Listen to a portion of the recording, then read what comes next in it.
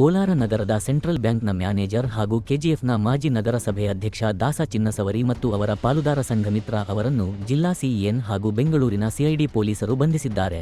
ನಗರಸಭೆ ಮಾಜಿ ಅಧ್ಯ ಹಾಗೂ ಅವರ ಪಾಲುದಾರ ಕೋಲಾರದ ಸೆಂಟ್ರಲ್ ಬ್ಯಾಂಕ್ನಲ್ಲಿ ನಕಲಿ ದಾಖಲೆಗಳನ್ನು ನೀಡಿ ಬ್ಯಾಂಕ್ನಿಂದ 4 ಕೋಟಿ ರೂಪಾಯಿ ಸಾಲ ಪಡೆದು ವಂಚನೆ ಮಾಡಿದ್ದರು. ಇವರಿಗೆ ಬ್ಯಾಂಕ್ ಮ್ಯಾನೇಜರ್ ಸಹ ಶಾಮೀಲಾಗಿದ್ದರು ಎಂದು ಪೊಲೀಸರು ತಿಳಿಸಿದ್ದಾರೆ.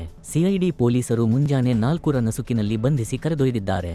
ದಾಸ ಚಿನ್ನಸವರಿ ಬಿಜೆಪಿ ಮಾಜಿ ಶಾಸಕ ವೈ ಸಂಪಂಗಿರವರೊಂದಿಗೆ ಗುರುತಿಸಿಕೊಂಡಿದ್ದರು. ಕೋಲಾರ ನಗರದ ಸೆಂಟ್ರಲ್ ಬ್ಯಾಂಕ್ನ ಮ್ಯಾನೇಜರ್ ಹಾಗೂ ಕೆಜಿಎಫ್ನ ಮಾಜಿ ನಗರಸಭೆ ಅಧ್ಯಕ್ಷ ದಾಸ ಚಿನ್ನಸವರಿ ಬಂಧನದ ಬಗ್ಗೆ ಜಿಲ್ಲಾ ಪೊಲೀಸ್ ವರಿಷ್ಠಾಧಿಕಾರಿ ನಿಖಿಲ್ ಎಂ ಸುದ್ದಿಗಾರರಿಗೆ ಮಾಹಿತಿಯನ್ನು ನೀಡಿದ್ದಾರೆ.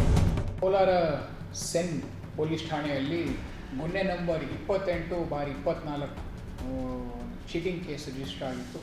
ಈ ಚೀಟಿಂಗ್ ಕೇಸಲ್ಲಿ ಒಂದು ಬ್ಯಾಂಕ್ ರಿಲೇಟೆಡ್ ಫ್ರಾಡ್ ಆಗಿ ಸುಮಾರು 4 ಕೋಟಿ ಹಣವನ್ನು ದುರುಪಯೋಗ ಮಾಡಿಕೊಂಡು ಚೀಟ್ ಮಾಡಿದ್ದಾರೆ ಅಂತ ಒಂದು ಕಂಪ್ಲೇಂಟ್ ಫೈಲ್ ಆಗಿತ್ತು ನಮ್ಮಲ್ಲಿ.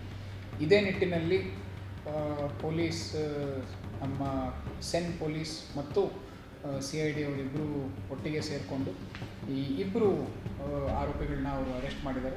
ಒಂದು ಮೊದಲನೇದಾಗಿ ಬಂದ್ಬಿಟ್ಟು ಸಂಘಮಿತ್ರ ಅಂತ A3 ಅವರು, A4 ಬಂದ್ಬಿಟ್ಟು ದಾಸ್ ಚಿನ್ನಸರಿ ಅಂತ ಒಂದು ಮತ್ತೊಬ್ಬರನ್ನ ನಾವು ಆಲ್ರೆಡಿ ಅರೆಸ್ಟ್ ಮಾಡಿ ಅವ್ರಿಗೆ ನಾವು CIDಗೆ ಹ್ಯಾಂಡ್ ಓವರ್ ಮಾಡಿ ಅವ್ರಿಗೆ ಕಳಿಸ್ಬಿಟ್ಟಿದ್ದೀವಿ.